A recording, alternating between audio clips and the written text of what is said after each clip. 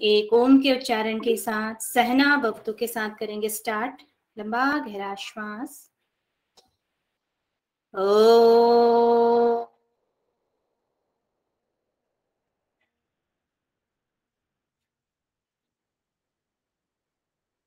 सहना भवतु सहना भुनक्तु सह वीर्यं करवावहै तेजस्विनावधीतमस्तु मा विद्विषावहै। ओम शांति शांति शांति। अपने मन में संकल्प दोहराएं। मैं प्रतिज्ञा करती हूँ आजीवन यम नियम का पालन करूंगी। मैं प्रतिज्ञा करती हूँ फर्स्ट अटेम्प्ट में नेट जेआरएफ क्लियर करूंगी। मैं प्रतिज्ञा करती हूँ विश्व में योग का पताका फहराऊंगी। मेरी संकल्प शक्ति सुदृढ़ है, पवित्र है, अबाध्य है। ओम ओम ओम।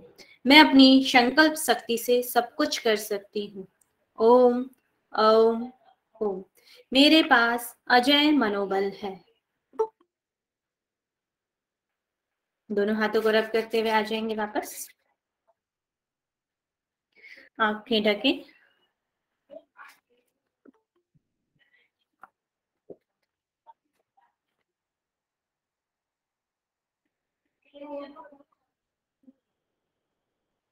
आज हम स्टार्ट करेंगे त्रिशिको ब्राह्मण उपनिषद। इससे पहले हमने 3 उपनिषद पढ़ लिए हैं। हमारा हो गया श्वेताश्वर उपनिषद और हो गया हमारा आपका योग कुंडली उपनिषद, योग चूड़ामणि उपनिषद और आज चौथा है त्रिशिको ब्राह्मणों उपनिषद। तो मैं स्क्रीन प्रेजेंट करने जा रही हूँ, बताएंगे।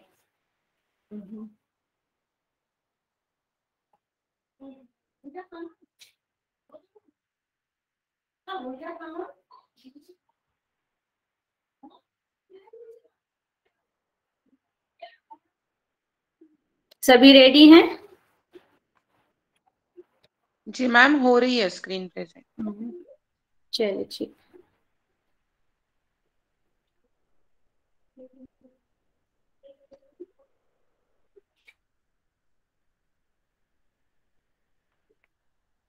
त्रिशिको ब्राह्मणों उपनिषद।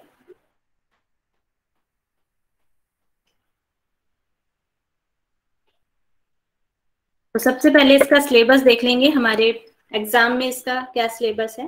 सिलेबस में कर्म योग, ज्ञान योग और अष्टांग योग, तीनों का ही इसमें वर्णन किया गया है। अब मुझे बताएंगे कर्म और ज्ञान योग और कहाँ कहाँ पर वर्णन है अभी तक जो हमने पढ़े हैं हमारे उपनिषद। कर्म योग और ज्ञान योग कहाँ पर आया है? और श्वेताश्वेतर उपनिषद, श्वेताश्वेतर उपनिषद में वर्णन आया है कर्म योग का और ज्ञान योग का। और यहाँ पर एक और ऐड है, वो है अष्टांग योग।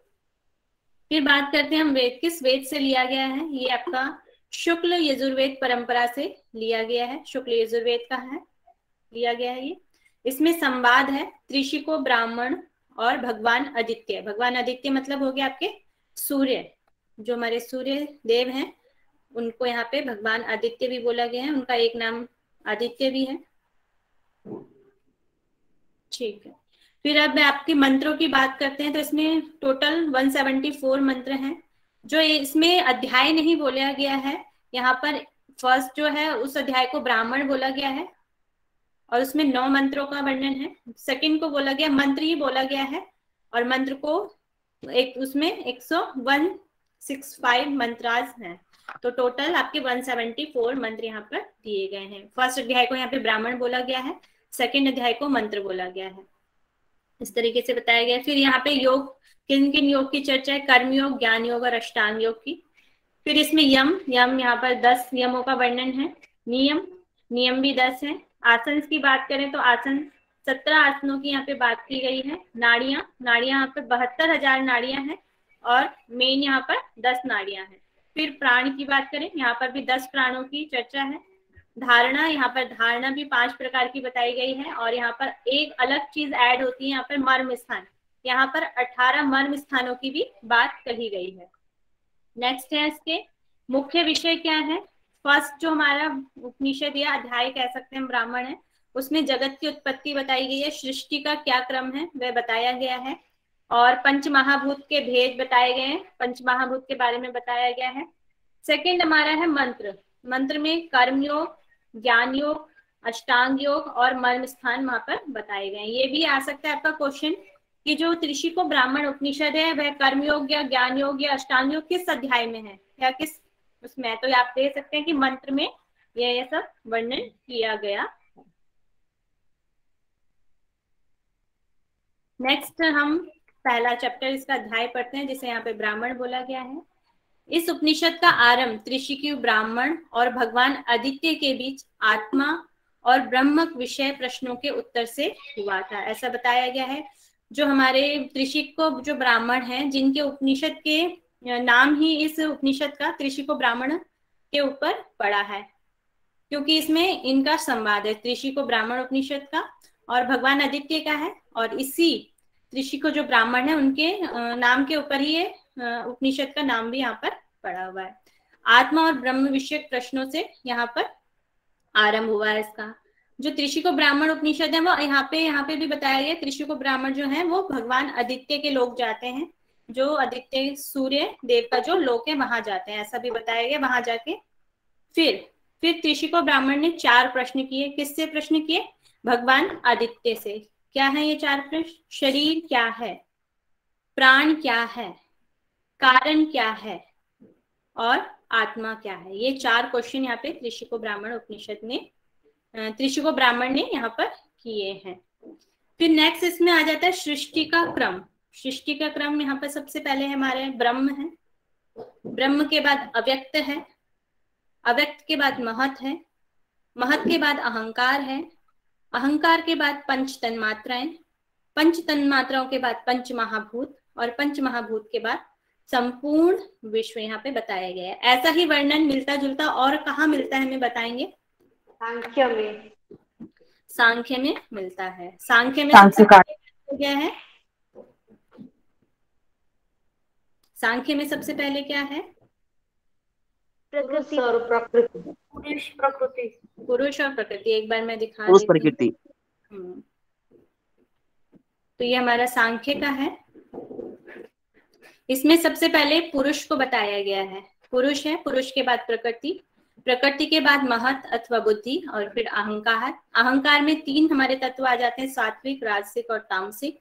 राजसिक से कुछ नहीं उत्पन्न होता है, सात्विक से 5 ज्ञानेंद्रियां, 5 कर्मेंद्रियां और एक मन की उत्पत्ति होती है।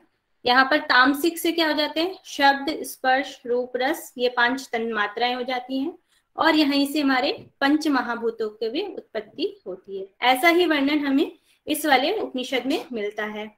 यहाँ पर ब्रह्म, ब्रह्म क्या हो गया यहाँ पर हमारा? पुरुष। अव्यक्त क्या हो गया हमारा? प्रकृति। ठीक है, अव्यक्त को प्रकृति भी कहते हैं, ये अव्यक्त हो गया प्रकृति। फिर महत, महत से फिर अहंकार, अहंकार से आपके हो गए पंच तन्मात्राएं और पंच महाभूत। यहाँ पर क्या ऐड नहीं किया गया ये बताएंगे? ज्ञानेंद्रिया, ज्ञानेंद्रिया, मन और ये वाली चीजें ऐड नहीं की गई हैं, इसको हम ध्यान में रखेंगे। पंच महाभूत और फिर उसके बाद यहाँ पे संपूर्ण विश्व भी दिया गया है, वो भी वहां पे ऐड नहीं किया गया, इसको भी यहाँ पे ऐड कर लेंगे। संपूर्ण विश्व यहाँ पर दिया गया है, तो उससे मिलता जुलता ही है, तो सबको समझ में आ ही गया होगा। अव्यक्त प्रकृति जो ब्रह्म है वो पुरुष रूप में यहाँ पे समझने के लिए हम कर सकते हैं, मगर हमें लर्न यही करना है। ब्रह्म, ब्रह्म के बाद अव्यक्त, अव्यक्त के बाद महत, महत के बाद अहंकार, अहंकार के बाद पंच तन्मात्राएं, फिर पंच महाभूत और संपूर्ण विश्व। इस तरीके से सृष्टि का क्रम यहाँ पर दिया गया। ठीक है, नेक्स्ट आगे बढ़े। नेक्स्ट यहाँ पर फुल स्क्रीन नहीं हो रहा है ना? हाँ भी हो रहा है मैम, हो रहा है मैम।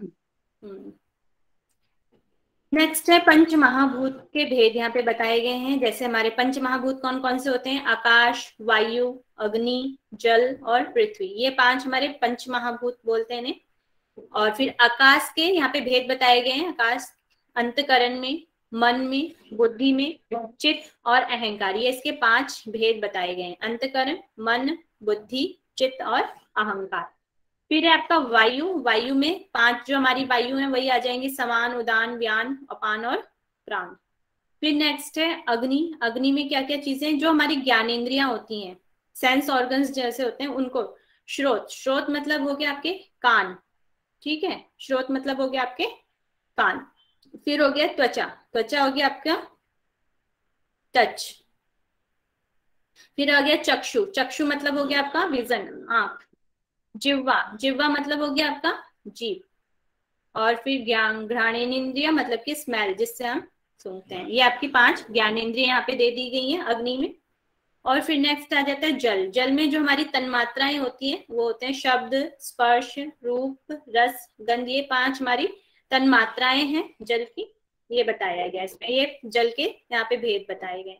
फिर पृथ्वी। पृथ्वी जो हमारी कर्मेंद्रियां होती हैं उनको यहाँ पे बताया गया। वाणी, जिससे हम बोलते हैं वाक, और हाथ और पैर काम करते हैं। फिर एक गुदा, एनस। और फिर उपस्थ, उपस्थ हो गया आपका जेनाइटल ऑर्गन्स जो होते हैं उनको बोलते हैं। तो ये होगी यहाँ पे कर्मेंद्रियां। जो जो हमारी पृथ्वी है वह कर्मेंद्रिय होगी, अग्नि ज्ञानेंद्रिय होगी, जल तन्मात्राएं होगी, और जो 5 वायु में है वो मेन हमारे जो प्राण है वो वाले आ जाएंगे। और आकाश में अंतकरण, मन, बुद्धि, चित्त और अहंकार आ जाएंगे। ये पंच महाभूत के भेद यहाँ पर बताए गए हैं। ठीक है, नेक्स्ट आगे बढ़ते हैं। कि कोई कंफ्यूजन किसी को इसमें? चलिए नेक्स्ट यहाँ पर इसका सेकेंड अध्याय शुरू हो जाता है, जिसे यहाँ पे मंत्र बोला गया है। तो यहाँ पे इसमें कर्म योग, ज्ञान योग और अष्टांग योग यहाँ पर दिया गया है। और यहाँ पर श्लोक इसका दूसरे अध्याय का 23वां श्लोक यहाँ पे दिया गया अष्टांग योग का। शिखा ज्ञानमयी वृत्तिर मार्ग्यष्टांग्य साधने ज्ञान योगे कर्म योगे इति योगा द्विविध मतः। मतलब कि अष्टांग योग जो है वो ज्ञानमयी शाखा के से प्रादुर्भाव होता है अष्टांग योग का। और 2 योग और बताए गए, एक तो ज्ञान योग और एक कर्म योग भी यहाँ पर बताया गया। फिर हम देखते हैं आगे। यम नियमादि मतलब यम, नियम, आसन जो भी समाधि तक हैं, अष्टांग योग की साधना के द्वारा ज्ञानमयी शिखा के प्रादुर्भाव से होती है।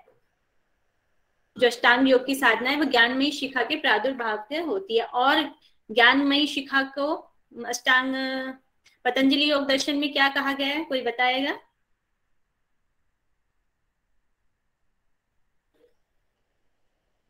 सर मैम और एक बार क्या पूछ रहे हैं?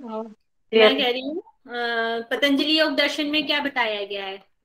ज्ञानमयी शिखा। सांख्य शायद। सांख्य नहीं, देखिए जैसे ज्ञान हमारा ज्योतिषमती, ज्योतिषमती नहीं, यहाँ पे ऋतंबरा प्रज्ञा आना चाहिए।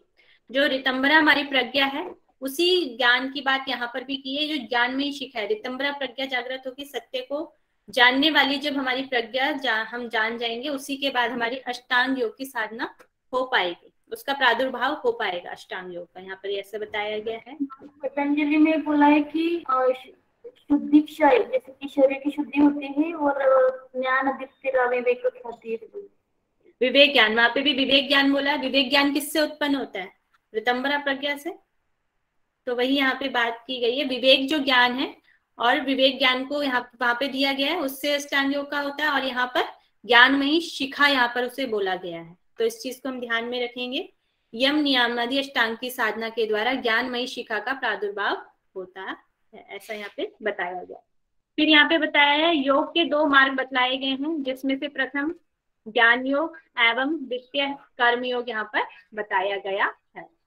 फिर कर्म योग की डेफिनेशन दी गई है। कर्म और कर्तव्य द्वारा शास्त्रानुकूल कर्मों से निरंतर मन को नियुक्त किए रहना ही कर्म योग यहाँ पर कहलाता है। जो हमारे कर्म हैं और हमारे कर्तव्य जो हैं द्वारा शास्त्रानुकूल कर्म, जो हमारे शास्त्रों में बताए गए कि जो अच्छे कर्म हैं या बुरी कर्म है, ऐसे सब जगह बताया गया है हमारे शास्त्रों में। तो उन्हीं शास्त्र अनुकूल कर्मों को करके निरंतर मन को नियुक्त करे रहना है, मन को एक ही तरफ लगाए रहना ही यहाँ पर कर्मयोग बताया गया है। ठीक है, नेक्स्ट है ज्ञान योग।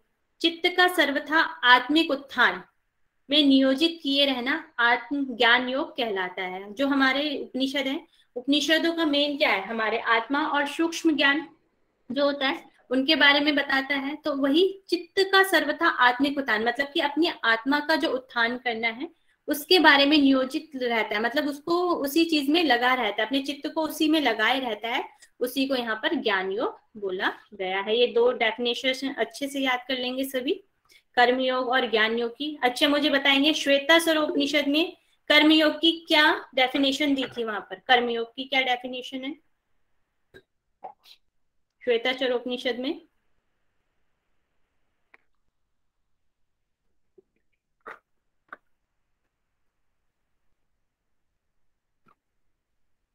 किसी को लर्न है? वहां पे क्या बताया गया था कर्मयोग को? किसी का कोई आंसर नहीं है? भगवान को अर्पित कर देना मैम। क्या अर्पित करना है भगवान को? मतलब सभी कर्म जो हम करते हैं वो भाव से, मतलब भगवान को अर्पित कर देना। पूरा याद नहीं है मैम। वहां पर सबसे पहले गुणों की बात की गई है, वहां पे 3 गुणों की बात की गई है। 3 गुणों से आरंभ करना है, फिर 3 गुणों से आरंभ कर फिर उनको भी हटा देना है, और जो हमारे कर्म है उनको भी हटा देना है, तब वहां पर कर्मयोग की प्राप्ति होती है। तो इन चीजों को सबको अलग अलग याद करना है आपको, किसमें क्या दिया गया है, कर्म की क्या डेफिनेशन दी गई है। जब इन चीजों को आप अलग करते हुए अभी से लर्न करेंगे तभी आपको याद रहेगा लास्ट टाइम तक, और तभी आप अच्छे से अपने दिमाग में रख पाएंगे इस चीज को। ठीक है, पेपर में मैम योग के 2 मार्ग लिखे या फिर 3, अष्टांग योग भी दिया गया यहाँ पे, और योग के 2 मार्ग बताए गए, कर्म योग और ज्ञान योग। तो यहाँ पे मैम पेपर में अष्टांग योग का वर्णन उसमें पूछा जाएगा कि आपका अष्टांग योग किस किस में दिया गया है। तो अष्टांग योग तो आपका इसमें त्रिशिको ब्राह्मण उपनिषद में दिया गया है, ऐसे लिख सकते हैं। अगर उसमें ऑप्शन के हिसाब से देखना पड़ेगा ना आपको, तीनों योग है इसमें, कर्म योग भी है, ज्ञान योग भी है, अष्टांग योग भी है। यस मैम 2-3 ऑप्शन में आ जाए तो फिर क्या करें मैम? चलिए इसके लाभ देख लेते हैं। कर्मयोग और ज्ञान योग का क्या फल है, क्या लाभ है? सभी आत्म कल्याण संबंधी सिद्धियों की प्राप्ति होती है और मोक्ष की प्राप्ति होती है। 2 इसके लाभ बताए गए यहाँ पे, सभी आत्म कल्याण संबंधी सिद्धियां प्राप्त होती हैं और मोक्ष की प्राप्ति होती है। नेक्स्ट अब हम पढ़ेंगे अष्टांग योग। अष्टांग योग में यहाँ पर विस्तृत वर्णन दिया गया है अष्टांग योग का, और ये यम है जो इनको संस्कृत में भी याद करेंगे। इस बार जो हमारा एग्जाम था उसमें धारणा की डेफिनेशन पूछी गई थी और उसे पूछा गया था ये किस चीज की डेफिनेशन है, तो इनको भी ध्यान में रखेंगे। यम देहेन्द्रियेषु वैराग्यम, यम इत्युचेत बुद्ध है। देह मतलब हो गया आपका शरीर, एवं इंद्रियेषु जो हमारी इंद्रियां हैं के प्रति सभी तरह से वैराग्यम, वैराग्य की जो भावना है यही यम है। ठीक है, अब मुझे बताएंगे वैराग्य मीन्स क्या होता है? सभी इंद्रियों का जो विषय है उनके प्रति आसक्ति न होना। दृष्टा अनुश्रविक विषय वितृष्णस्य वैराग्य। किसी चीज के प्रति जो हमारा राग है, ठीक है, उसको मतलब कि किसी चीज के प्रति राग ना होना, वो हो जाएगा आपका वैराग्य हो जाएगा। किसी भी चीज की चाह ना रहना और विरक्त हो जाना वह वैराग्य हो जाएगा। तो इसका याद रखेंगे। यहाँ पर यम किसे बोला गया है? यम बोला है शरीर और इंद्रियों के प्रति सभी तरह की जो वैराग्य भावना, वैराग्य भावना को यहाँ पर यम बोला गया है। इस चीज को भी ध्यान रखेंगे। और उसके आगे के कुछ श्लोकों में ये भी बताया गया है कि यम के 10 प्रकार दिए गए हैं। अहिंसा, सत्यम, अस्त्य, ब्रह्मचर्य, दया, आर्जवम, क्षमा, धृति, मिताहारः, शौचः, चेति यमा दशः।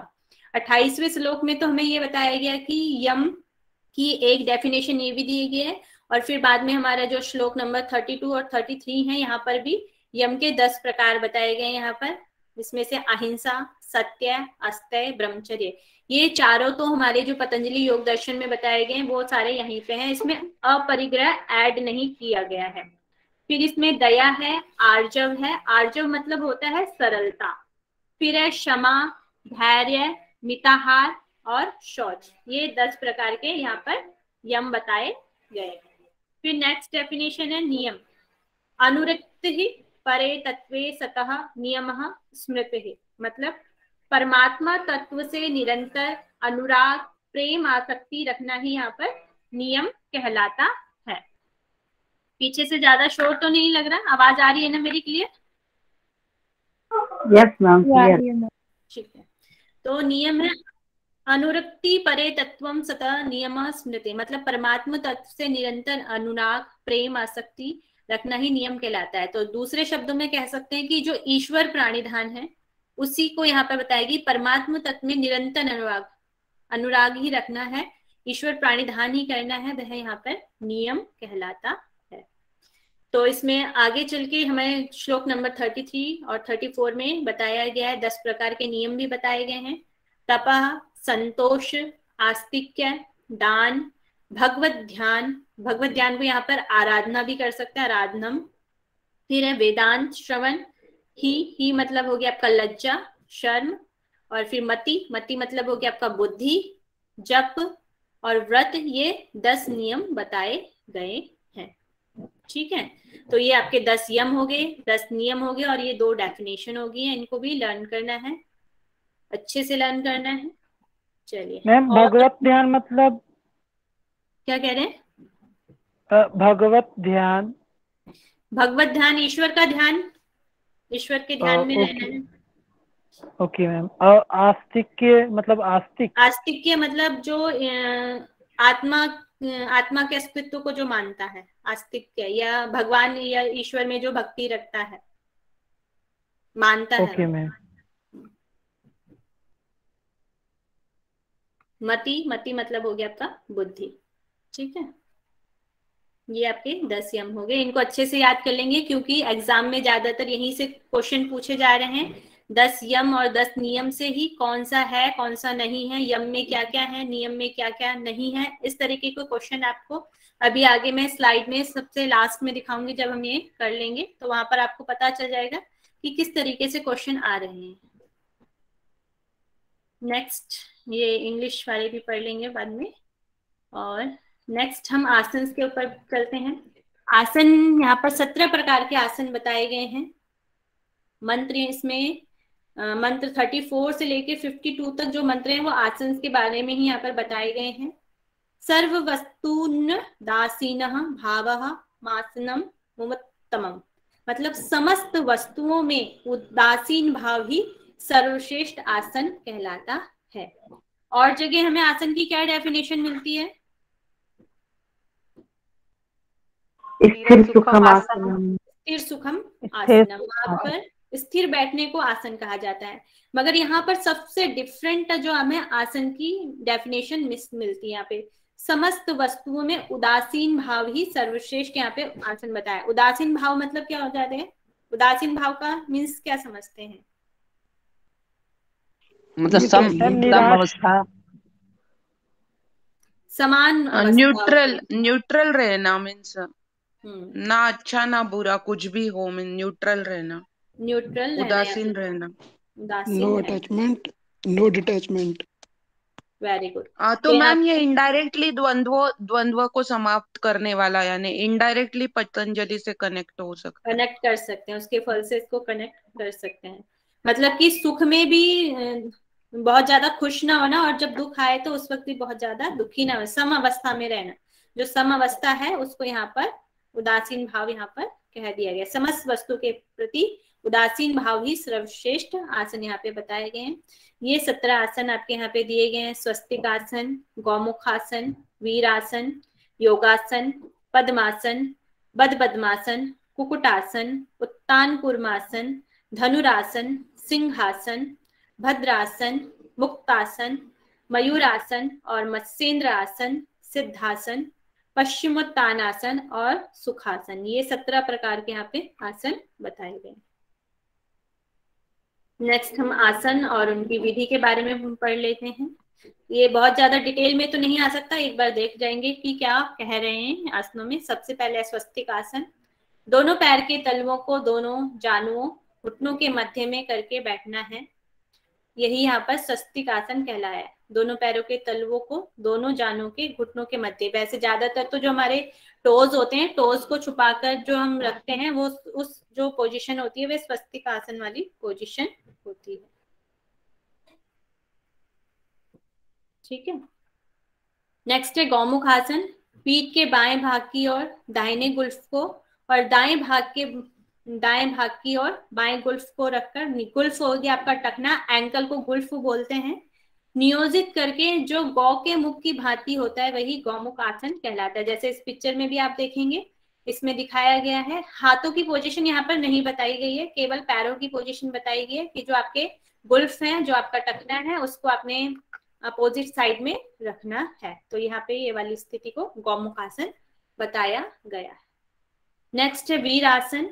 वीर आसन का मुझे ज्यादा तो पता नहीं चल पाया है, फिर भी एक बार देख लेते हैं। एक चरण को बाईं जंघा पर, दूसरे चरण को दाईं जंघा पर निश्चल भाव से आरोपित कर ही बैठना वीरासन है। वैसे तो ये पद्मासन की स्थिति बताई गई है, मगर यहाँ पर एक चीज अलग है, ये निश्चल भाव से, स्थिर भाव से रखने को आरोपित करके बैठना ही यहाँ पर वीरासन बताया गया है। मेरी बुक में यही दिया गया है, अगर हो सकता है किसी और बुक में कुछ हो सकता है तो पद्मासन की तरह है ये। हाँ, पद्मासन की तरह ही दिया गया है, मगर जो हम हठयोग प्रतिपिका पढ़ते हैं उसमें जो अर्ध पद्मासन की स्थिति है उसको वहां पर वीरासन बताया गया है। इसमें थोड़ा सा मुझे डाउट है, अगर मुझे पता चलेगा तो मैं आगे आपको बता दूंगी। तब तक के लिए हम इसी को मान के चलते हैं। नेक्स्ट है आपका योगासन। दाहिनी एड़ी को गुदा भाग के बाईं ओर और बाईं एड़ी को गुदा के दाहिनी ओर लगाकर बैठना ही योगासन कहलाता है। यहाँ पे बताया गया है, मतलब कि आप वज्रासन में बैठेंगे, वज्रासन में भी लेग को क्रॉस कर देंगे एंकल से और फिर उसके ऊपर बैठ जाएंगे। ये यहाँ पे योगासन कहलाता है। इसकी पिक्चर मुझे नहीं मिल पाई है, तो क्रॉस करके बैठ जाएंगे जैसे हम वज्रासन में बैठते हैं और फिर उसके ऊपर बैठ जाना है, वह यहाँ पे योगासन बताया गया है। नेक्स्ट है पद्मासन। दोनों जंघाओं पर दोनों पंजों को, पैरों के पंजों को प्रतिष्ठित करके बैठना ही यहाँ पर पद्मासन कहलाता है। पद्मासन की स्थिति तो ये है, सभी को मालूम है। फिर इसका लाभ बताया गया है, केवल इसी का लाभ यहाँ पर बताया गया है। समस्त व्याधियों एवं विषों को विनाशक यहाँ पर कहा गया है। इसमें पद्मासन का ही लाभ दिया गया है केवल, इसको भी हम ध्यान में रख लेंगे। समस्त व्याधियों और विषों का नाश करने के लिए यहाँ पे बोला, विनाशक कहा गया है यहाँ पर, इसको अच्छे से ऐड कर लेंगे। फिर नेक्स्ट है बद्ध पद्मासन। पद्मासन में अच्छी तरह आसीन होने के पश्चात दाहिने हाथ से बाएं पैर के अंगूठे को और बाएं हाथ से दाहिने पैर के अंगूठे को पकड़ना ही यहाँ पर बद्ध पद्मासन कहलाता है। जो ये स्थिति है इसको ही यहाँ पर बद्ध पद्मासन कहा गया है। नेक्स्ट आगे बढ़ते हैं। इसमें किसी को कोई डाउट है?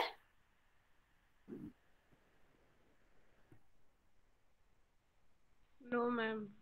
चलिए नेक्स्ट है कुक्कुटासन। पद्मासन में ठीक तरह से स्थित होकर दोनों हाथों से जानुओं मतलब घुटने और जंघाओं थाइस के मध्य से निकालकर भूमि पर लगाकर शरीर को आकाश में अधर में प्रतिष्ठित रख देना। अधर में मतलब बीच में लटका देना, इस तरह की जो स्थिति है उसको कुक्कुटासन यहाँ पर कहलाता है। जो ये वाली स्थिति है ये कुक्कुटासन आपका यहाँ पर दिया गया है।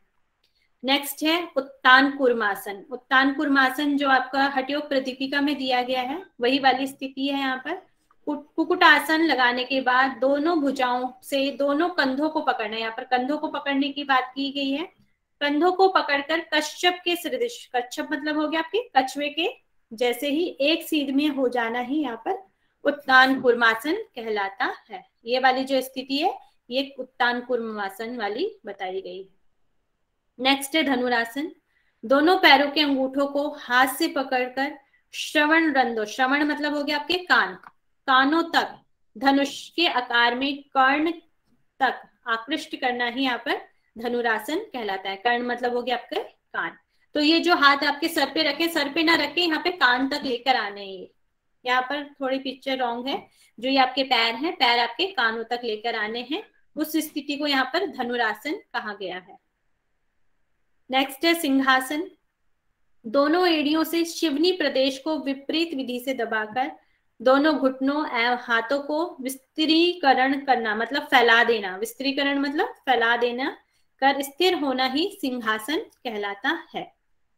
तो जैसे ही नॉर्मल हम सिंहासन करते हैं, अपने दोनों पैरों को पीछे ले जाकर और घुटनों को भी और हाथों को भी उसके घुटनों के ऊपर रखने के लिए तो नहीं बताया, हाथों को यहाँ पर फैला कर रखने के लिए बोला गया है, उसी स्थिति को यहाँ पर सिंहासन कहलाता है, सिंहासन। नेक्स्ट आ जाता है आपका भद्रासन। भद्रासन जैसे नॉर्मली करते हैं बटरफ्लाई पोज, उसी वाली स्थिति को यहाँ पर बोला गया है। शिवनी के दोनों और दोनों गुल्फों टखनों को स्थिर करके दोनों पैरों को हाथों से बांधकर बैठना ही यहाँ पर भद्रासन कहलाता है। जो ये वाली स्थिति है ये आपकी भद्रासन की स्थिति है। नेक्स्ट हम आगे बढ़ते हैं। विपरीत विधि कौन सी है जी? क्या कह रहे हैं? ये सिंहासन में जो बताया विपरीत विधि, तो विपरीत विधि क्या है?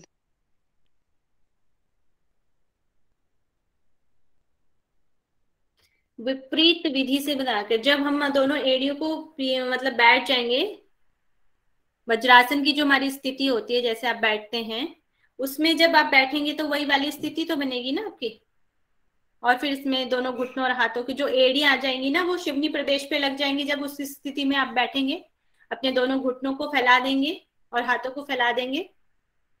हाथों को घुटनों पे रखने के लिए और जगह जो टेक्स्ट में मिलता है तो वो हाथों को घुटनों पे रखने के लिए वहां पे बोला गया है।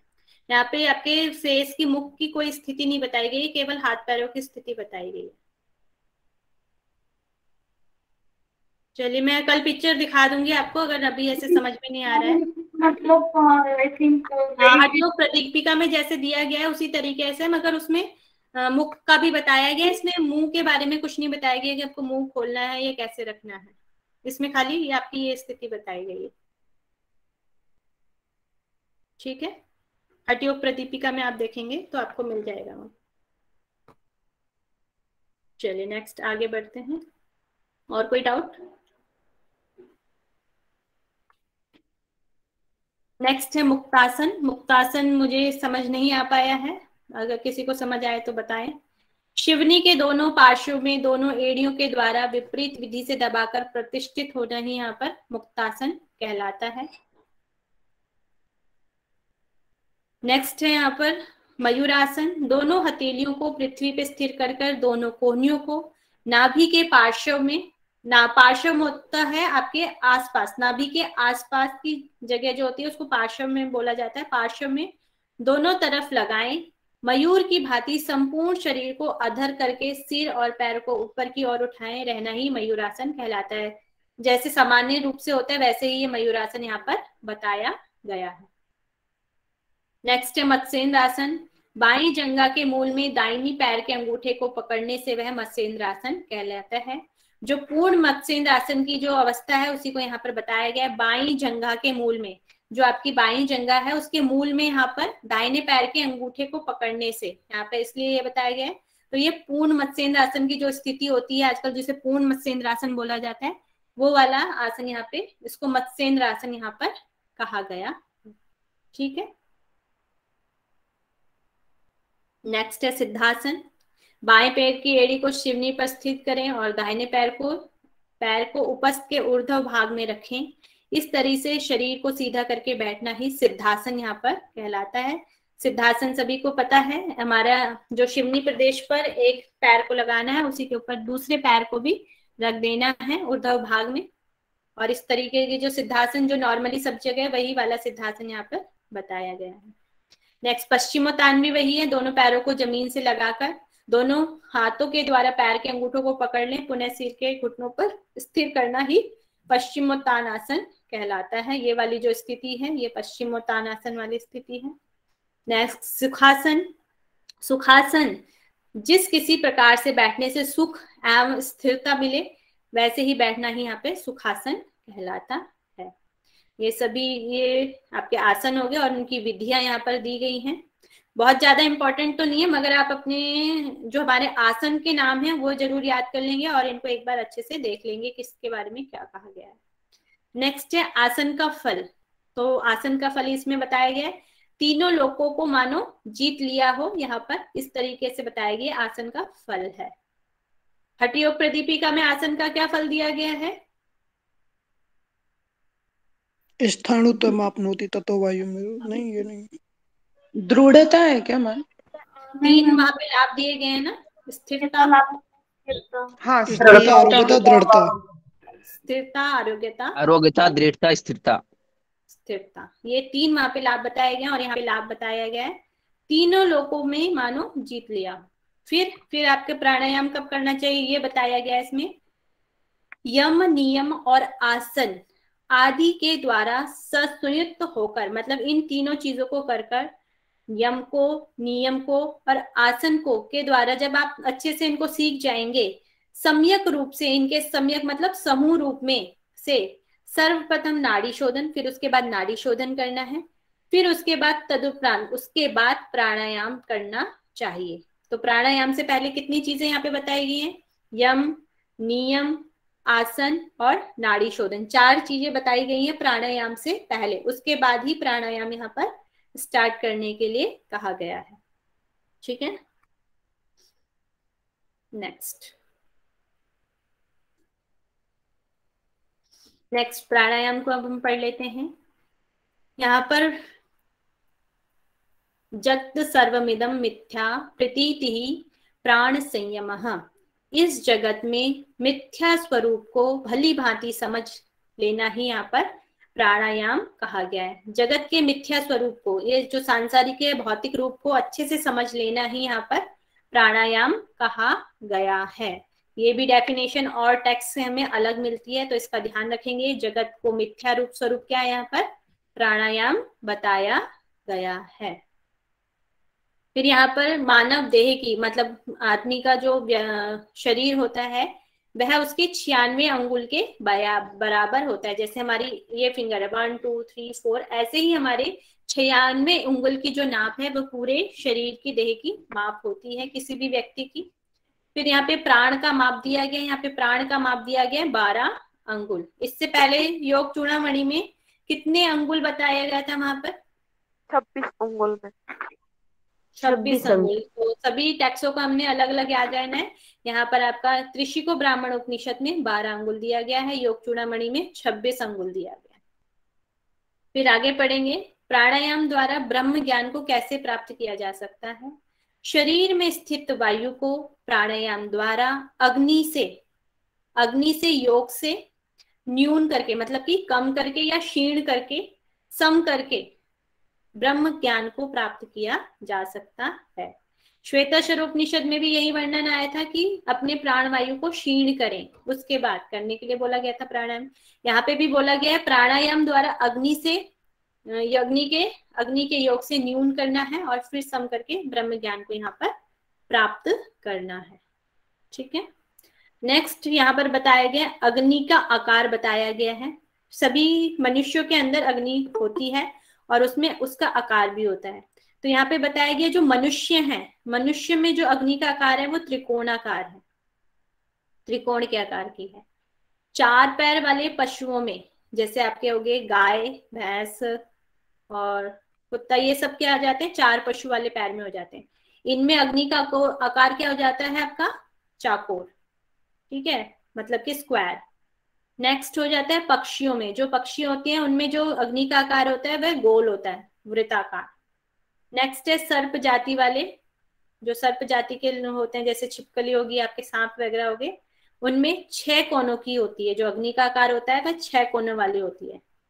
नेक्स्ट है स्वेदजों, स्वेदजों मतलब होते हैं जो पसीने से जो उत्पन्न होते हैं, स्वेट से जो उत्पन्न होते हैं उनको स्वेदज बोला जाता है। इनके में अग्नि का आकार होता है 8 कोण वाली होती है। ये अग्नि के अलग अलग प्रकार यहाँ पर बताए गए हैं।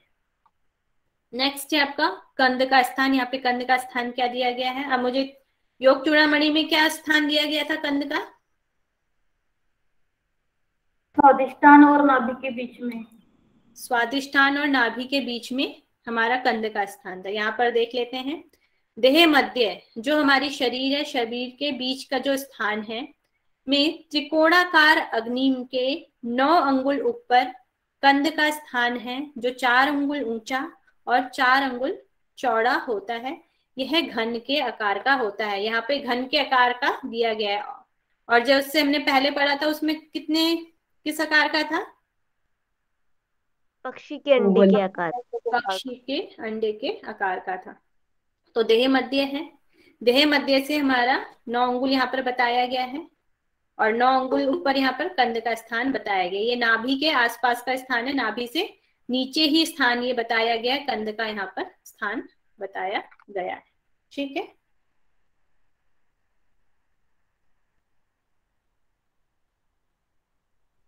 और यहाँ पे घन के आकार की बताई गई है, मतलब स्क्वायर आकार की, यहाँ पर क्यूब आकार के यहाँ पे बताई गई है, जैसे क्यूब होता है।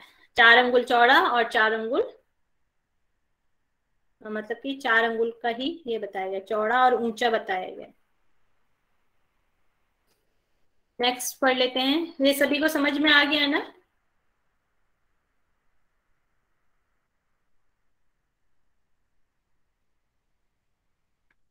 रिप्लाई नहीं आया कोई? Yes ma'am. चलिए नेक्स्ट आगे बढ़ते हैं। कुंडली, कुंडली यहाँ पर 8 लपेटे की बताई गई है। अष्ट प्रकृति स्वरूपा, मतलब 8 प्रकार वाली यहाँ पर बताई गई है, 8 लपेटे वाली बताई गई है। अष्ट प्रकृति स्वरूपा, कंध के चारों तरफ आवृत करके, मतलब उसके चारों ओर फैली हुई है, कंध के चारों ओर फैली हुई है, उसके पीछे स्थित यहाँ पे बताई गई है। कुंडली कहाँ पर? कंध के चारों तरफ आवृत करके पीछे में स्थित बताई गई है। और यहाँ पर नाड़ियों का वर्णन है। सबसे पहले 72,000 नाड़ियां बताई गई हैं। पीपल के पत्ते के समान हमारे शरीर में नाड़ियां फैली हुई हैं। ये आपका पीपल का पत्ता है। पीपल के पत्ते में आप देखेंगे पहले तो ये बड़ी बड़ी जा रही हैं लाइनें, फिर इसके बीच में भी छोटी छोटी लाइनें जा रही हैं। तो ये इसी तरह के आकार की बोला गया है। इसी जैसे पीपल के पत्ते में ऐसी मतलब लाइनें होती हैं, उसी तरह हमारे शरीर में भी ऐसी ही नाड़ियां फैली हुई हैं पीपल के पत्ते के समान। और यहाँ पे 10 नाड़ियां, सभी नाड़ियां कंध से शुरू होकर अलग अलग अंगों तक जाती हैं। यहाँ पे 10 मुख्य नाड़ियां बताई गई हैं और यहाँ पे बताया गई कंध के स्थान से होकर निकलती हैं 10 नाड़ियां जो हैं। जो सबसे पहले यहाँ पे नाड़ी दी गई है सुषुम्ना, सुषुम्ना वैष्णवी ब्रह्म नाड़ी, और आपकी इड़ा, पिंगला, गांधारी, हस्तजीवा, पूषा, यशस्वनी, अलम्बुषा और कौशिकी। जो हमने पिछले टेक्स्ट में पढ़ा था उससे अलग कुछ यहाँ पर वैष्णवी और जो हमारी कौशिकी है, कौशिका, ये 2 नाड़ियां अलग यहाँ पर बताई गई हैं। इसको भी हमें ध्यान में रखना है। सुषुम्ना, सुषुम्ना मतलब कंध के बीच में, कंध के बीच में जो हमारा कंध का स्थान है उसके बीच में जो नाड़ी है वो सुषुम्ना की यहाँ पर बताई गई है। नेक्स्ट है वैष्णवी ब्रह्म नाड़ी, ब्रह्म रंध्र तक हो गमन करती है, मतलब कंध से, कंध का जो हमारा स्थान होता है और ब्रह्म रंध्र तक वह गमन करती है, ऐसा बताया गया है। फिर है ईड़ा, कंध से बाई नाक तक, पिंगला कंध से दाई नाक तक, फिर गांधारी कंध से बाई आंख तक, फिर हस्तजीवा कंध से दाई आंख तक, फिर पूषा, पूषा के लिए यहाँ पे पायु मूल बताया गया है। वैसे तो कंध से सभी दिया गया है मगर टैक्स में जो दिया गया है उसमें पायु मूल, पायु मूल मतलब होता है गुदा मूल से दाएं कान तक। फिर यशस्वनी, यशस्वनी भी पायु मूल से बाएं कान तक बताई गई है। और फिर अलम्बुषा कंध से मेढ्र तक गई हुई है, मतलब स्वादिष्ठान तक। और फिर कौशिकी, कौशिकी होगी कंध से लेके पैर के अंगूठे तक गई है, कंध का जो स्थान है और नीचे टोस तक, मतलब पैर के अंगूठे तक ये गई हुई है। तो ये नाड़ियां हैं, ये नाड़ियों के स्थान यहाँ पर बताए गए हैं। किसी को कोई डाउट है इसमें? कंध का मतलब मैं कंध का कहाँ स्थान है? इधर कंध का स्थान आपका देह मध्य है। देह मध्य, नाभि के पीछे, नाभि से नीचे वाला जो स्थान होगा, नाभि के ऊपर नीचे, बता रहे थे, अग्नि के मेरुदंड। ऊपर। एक मिनट, अभी रखा तो नहीं है। कंध है क्या? कंध बोले तो अपना शोल्डर नहीं है मैम? क्या है कंध? कंध बोले तो अपना शोल्डर को कंध बोलते हैं ना? नहीं नहीं नहीं, स्कंद वो बोलते हैं स्कंद उसे। होता है, स्कंद होता है वो। स्कंद, हाँ यस यस आता है उसको, बराबर, ओके। इधर यस नहीं है। एक मिनट, कंद का आपको कंद का पता नहीं चल पा रहा। ये क्या रखी है, नहीं खाएगी ये खा ले पूरा कैरेट। चलो मैं यहाँ से बताती हूँ। ये आपकी नाभि का स्थान है, यहाँ पे देह मध्य होता है। 1 मिनट मुझे देंगे, मैं पिक्चर से शो वो करती हूँ। पिक्चर मुझे दिखाना पड़ेगा, 2 मिनट दीजिए।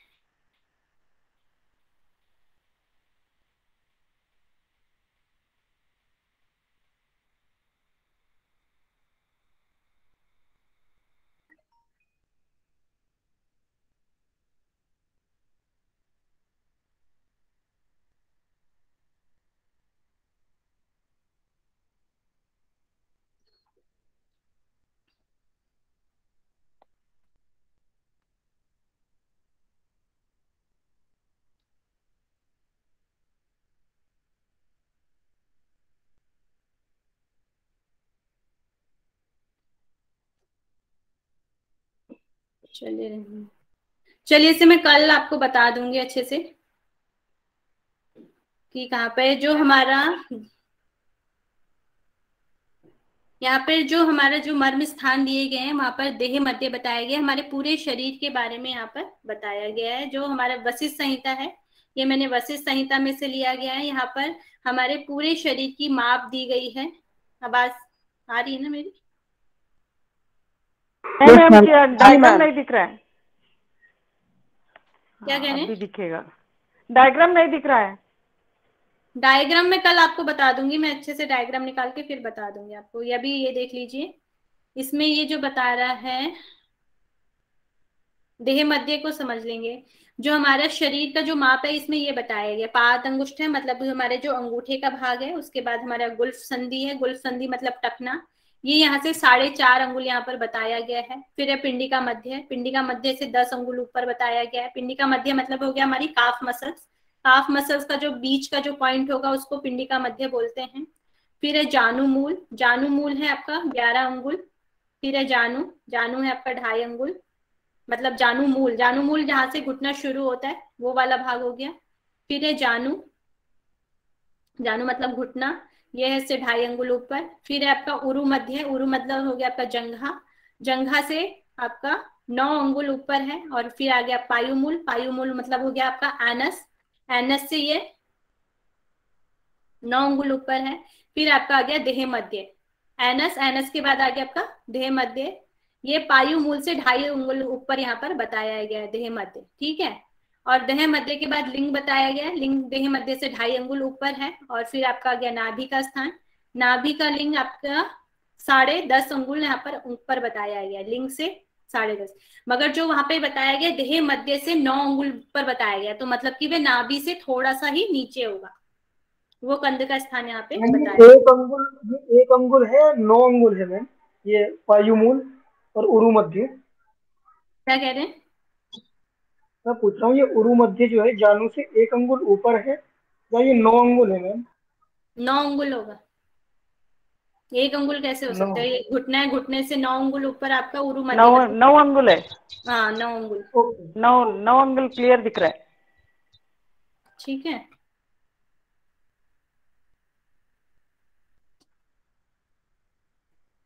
तो देह मध्य, देह मध्य से आपका 10, ये 12.5 अंगुल करीब आपका ऊपर है। तो हमारा वहां पे देह मध्य से 9 अंगुल ऊपर बताया गया। ये बताया गया ना कंध का स्थान, देह मध्य में त्रिकोणाकार अग्नि में के 9 अंगुल ऊपर कंध का स्थान बताया गया है। यहाँ पर आपका आ गया जैसे देह मध्य,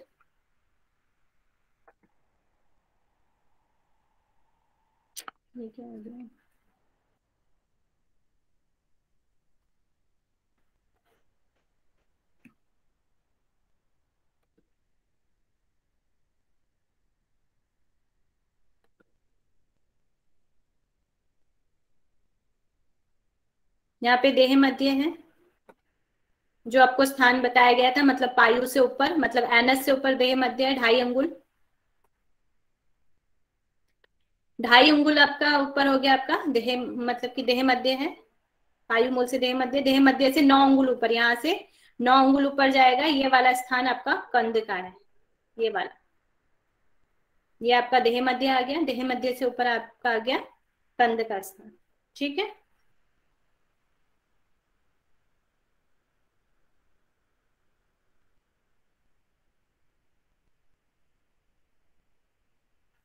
मैम जोग चूड़ामणि में अड़म्बुसा जो है वो मुंह तक गया है और यहाँ मेड्र तक, मेड्र क्या है?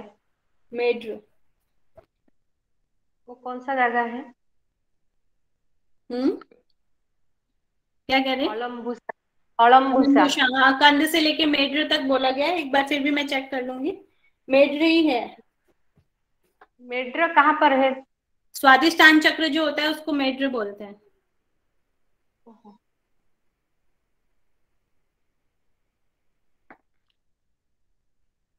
चलिए आज हम इतना ही करते हैं, थोड़ा क्वेश्चनिंग कर लेते हैं। जी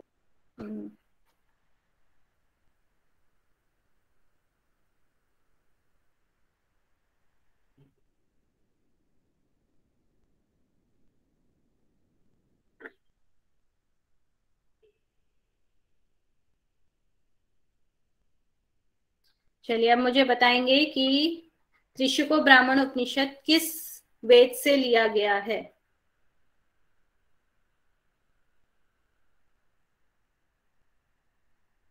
शुक्ल यजुर्वेद। सोनिया जी, शुक्ल यजुर्वेद। पवन विद्यार्थी जी बताएंगे। शुक्ल यजुर्वेद। शुक्ल यजुर्वेद शाखा से लिया गया है। नेक्स्ट बताएंगे इसमें किस किस योग का वर्णन है? कर्म योग, ज्ञान योग और अष्टांग योग। अष्टांग योग का वर्णन दिया गया है। इसमें संवाद किस किस का है? टाइप करें। श्री शिखा ब्राह्मण उपनिषद और आदित्य भगवान आदित्य। पहले आप लोग टाइप करें, टाइप करने की भी आदत डालें, थोड़ा टाइप करें। उसके बाद जिससे मैं पूछूं वो माइक ओपन करें। त्रिशिखो और आदित्य का यहाँ पर वर्णन किया गया है। त्रिशिको ब्राह्मण ने कौन से 4 प्रश्न किए थे? उन प्रश्नों के बारे में बताएं। मीनू गिल जी इसका आंसर बताएंगे। मीनू गिल कि कौन से 4 क्वेश्चन किए थे?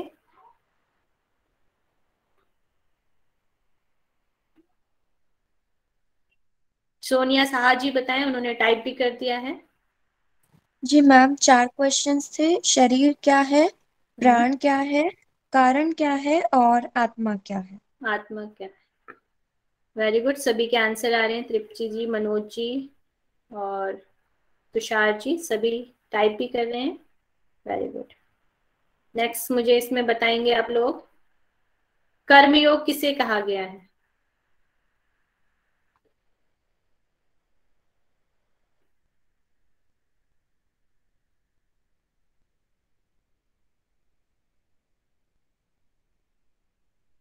कर्मयोग किसे कहा गया है? गौरव जी इसका आंसर करें।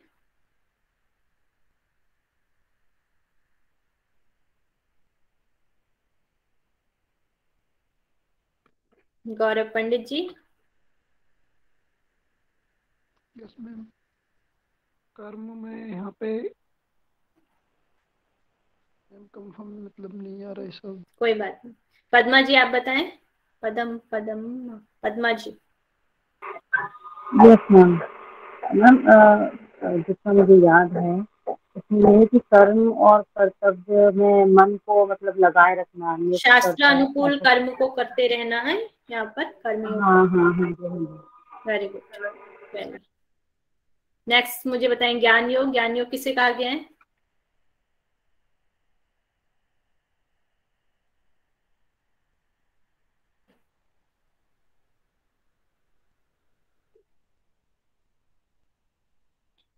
मीनू गिल जिसका आंसर करें।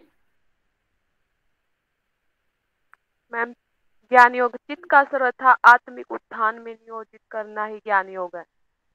यहाँ पे ज्ञान योग कहा गया है।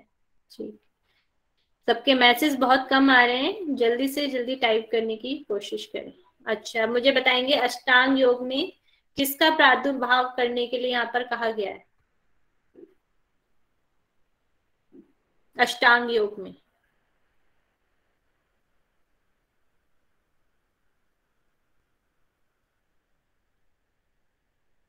ज्ञानमयी। ज्ञानमयी शिखा का प्रादुर्भाव करने के लिए कहा गया। श्लोक संख्या क्या है? श्लोक संख्या भी बताएं।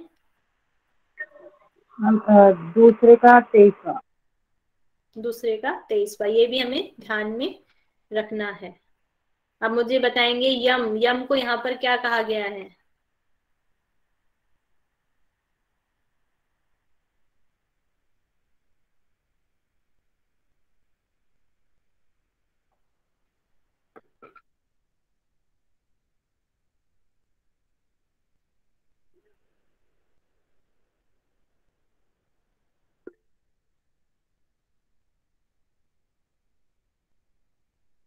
मनोज पाल जी इसका आंसर करें। जी मैम, यम में आपने बताया था जो शरीर और इंद्रियां हैं उनके प्रति जब हम पूरी तरीके से वैराग्य की भावना रखते हैं तो वही इसमें यम कहा गया है। वही यम कहलाए। Very good Manoj ji. Next मुझे बताएंगे नियम के बारे में। नियम क्या है?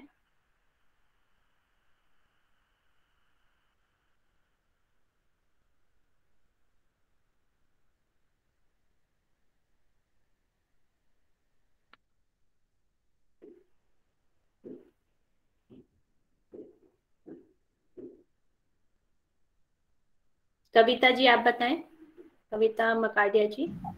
मैम, नियम मतलब कि परमात्मा जो तत्व है उसको ही निरंतर प्रेम रखना या तो उसका ही अनुराग रखना नियम। यहाँ पर नियम कहा गया। अब मुझे 10 यमों के बारे में बताना है। 10 यम कौन कौन से हैं?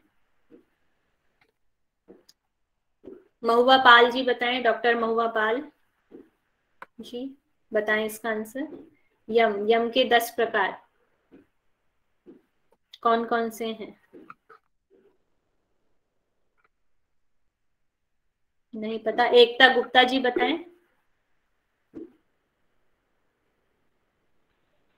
अहिंसा, सत्य, अस्तेय, परिग्रह। अहिंसा, सत्य, अस्तेय, परिग्रह, दया, आर्जव, क्षमा, अपिग्रह धृति, नहीं है इसमें। ब्रह्मचर्य, क्षमा, धृति, दया, आर्जव। चलिए मीनू गिल जी आप बता दें पूरा क्लियर। अभी अच्छे से याद करें एकता जी। मैम फर्स्ट अहिंसा, सत्य, अस्तेय, ब्रह्मचर्य, दया, आर्जव, अक्षमा, धृति, मिथ्याहार और लास्ट में शौच। ये 10 नियम यहाँ पर बताए गए हैं। इनको अच्छे से याद करना है क्योंकि ज्यादातर इसी उपनिषद में यम और नियम के बारे में ही पूछा गया है। नेक्स्ट मुझे नियम 10 नियम के बारे में बताएंगे। वेरी गुड आयुषी सिंह जी, सब उन्होंने सारे टाइप कर दिए हैं। चलिए आयुषी जी आप अब नियम के बारे में मुझे बताएं कौन से 10 नियम हैं।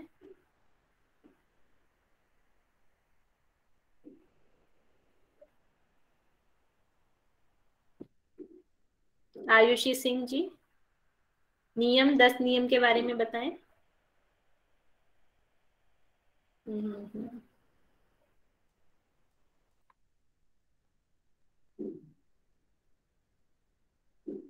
पूजा गौर जी मुझे बताएंगी 10 नियम के बारे में। कौन से 10 नियम हैं?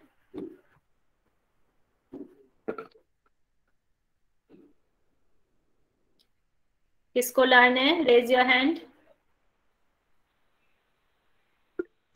मनोज पाल जी आप बता दीजिए। जी मैं वो मंत्र सुना देता हूँ, मंत्र मुझे याद है।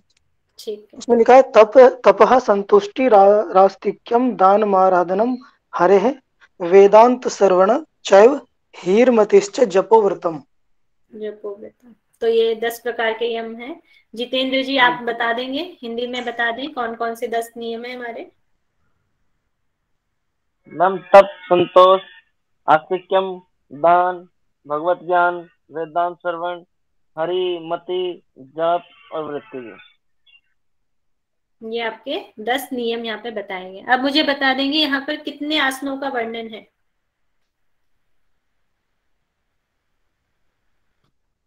17 आसनों का वर्णन यहाँ पर दिया गया है। और अब मुझे टाइप करेंगे कि डेफिनेशन क्या है यहाँ पर, आसन किसे कहा गया है, आसन की क्या डेफिनेशन दी गई है।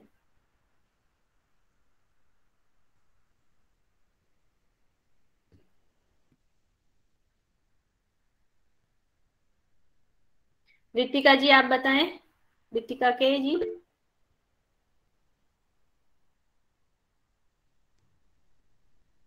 आप साथ साथ नोट्स बना रहे हैं या नहीं बना रहे हैं? समस्त वस्तुओं में उदासीन भाव रखना। समस्त वस्तुओं में उदासीन भाव रखना ही यहाँ पर आसन बताया गया। ठीक,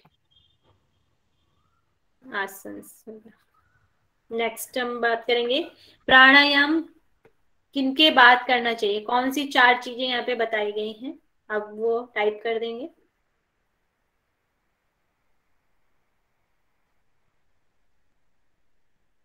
तुषार जी इसका आंसर करेंगे।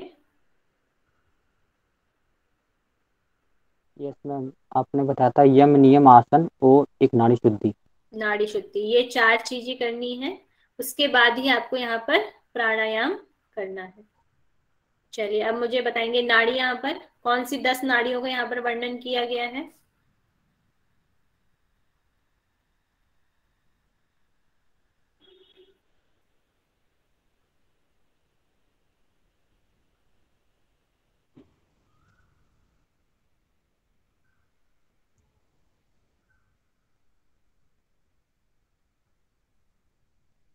कौन सी 10 नाड़ियों का यहाँ पर वर्णन किया गया है।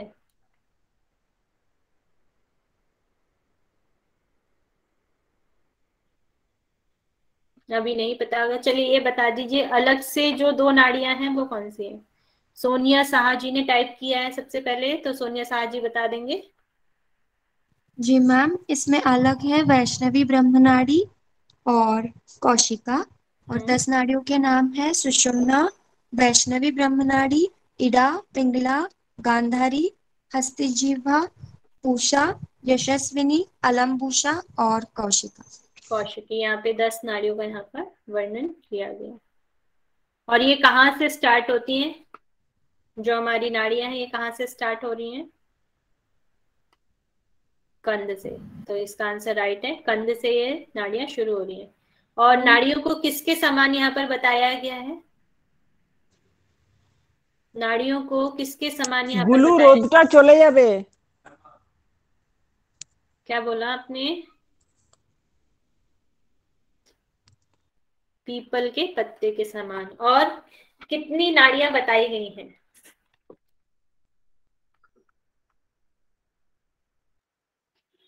72,000 और 10 नाड़ियां में से।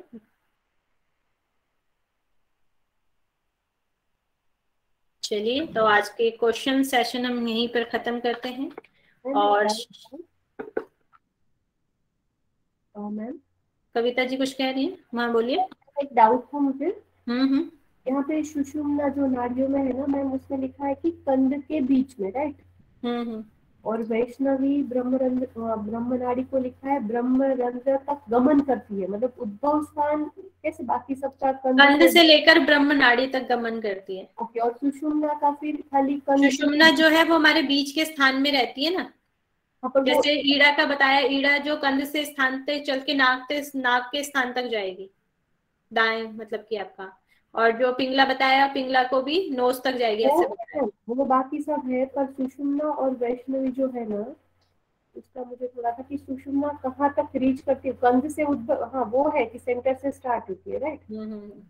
सुषुम्ना बीच में बताइए, कंध के बीच में। तो सुषुम्ना के जो हम और टेक्स्ट में देखते हैं तो बीच का जो स्थान होता है वही वाला होता है ना हमारा। हाँ, पर कहाँ तक? ब्रह्मरंध्र तक नहीं, क्या आज्ञा चक्र तक ही जाती है? ऐसे कुछ नहीं लिखा, ऐसे नहीं लिखा हुआ, बीच में लिखा हुआ है। एक बार भी फिर भी मैं अच्छे से देख लूंगी उसमें टेक्स्ट में क्या लिखा हुआ है, तो कल आपको इसको क्लियर कर दूंगी मैं, ठीक है? और वैष्णवी का भी उद्भव स्थान कंध ही है ना, राइट? ब्रह्मरंध्र तक गमन करती है, पर ब्रह्मरंध्र हमारा आपका टॉप में ही आ जाता है ना, जहाँ पर उद्भव स्थान कंध ही रहेगा ना, राइट? कंध ही रहेगा, उसका एकदम स्थान कंध। 2 चीजों का अलग यहाँ पर बताया गया है जो पायु मूल से स्टार्ट होके जाती है। आपकी पूषा और यशस्विनी बताई गई है ना, पूषा और यशस्विनी पायु मूल से बताई गई है। वैसे तो सारी तो कंध से बताई गई है, मगर जो यहाँ पे टेक्स्ट में दिया है वो पायु मूल दिया हुआ है, तो इसका भी हमें ध्यान रखना है। ऊपर 2 का ही डाउट है मैम, पायु मूल और स्कंद अलग होता है क्या? पायु मूल होता है आपका एनस वाला भाग, एनस जो होता है, और कंद वाला आपका हो गया नाभि के नीचे जो स्थान है, उसको कंद बोला गया है। कंद जो होता है वो हमारे नाभि के आसपास होता है, नीचे वाले स्थान में होता है, नाभि के नीचे वाले स्थान में। मतलब कि आपका अगर स्वादिष्ठान और जो हमारा मणिपुर चक्र है उसके बीच का जो स्थान होता है वो कंद का स्थान होता है, उसके बीच में ही होता है।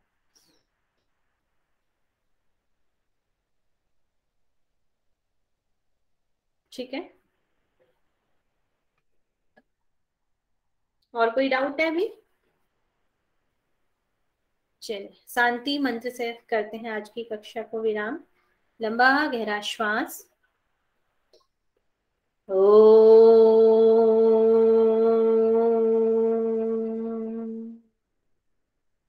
सर्वे भवन्तु सुखिनः, सर्वे सन्तु निरामया, सर्वे भद्राणि पश्यन्तु, मा कश्चित् दुःखभाग् भवेत्। ॐ शान्तिः शान्तिः शान्तिः। दोनों हाथों को रब करेंगे, आंखें ढके और आ जाए वापस। सभी को नमस्कार, धन्यवाद। मैम मैं कविता मैम से एक रिक्वेस्ट कर सकती हूँ? कविता मैम से करिए।